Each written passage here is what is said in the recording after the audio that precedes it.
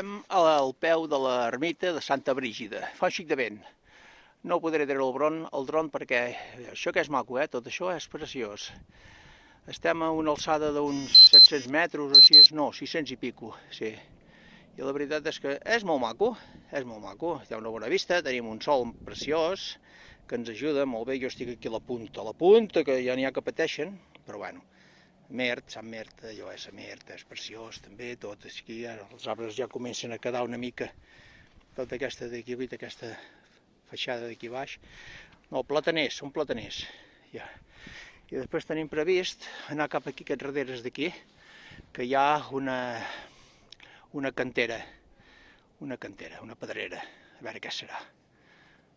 I l'ermita, Santa Brígida Gloriosa.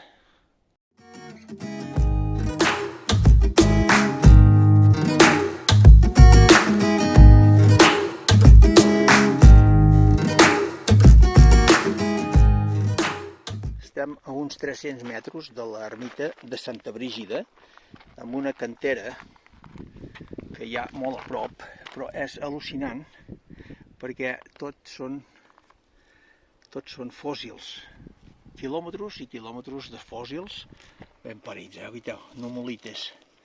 Això són els clàssics nummulites, que eren abans, milions d'anys fa, eren uns animalots. Increïble, corculles. S'hi troben moltes classes de fòssils que segurament algun agafarem per el record. A dalt de tot de Sant Mer, mira, veus, parlant de corculles, fixeu-vos aquí. Veieu, corculla. Veieu aquí, la corculla? Fantàstica. N'hi ha a pilons. I allà hi ha la cantera, que ara irem a donar un tomb per allà.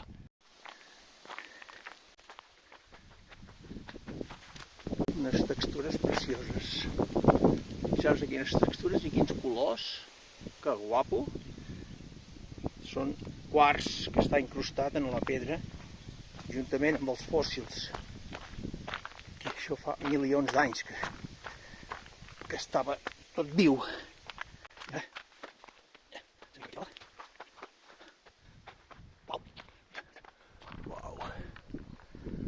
Uau, quina esplanada aquí. Tot això servia en pedra numulítica.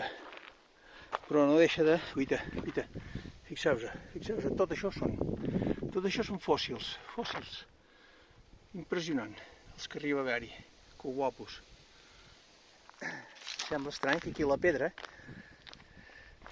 hi creixin aquestes plantes que suposo que necessiten molt poca aigua, perquè no...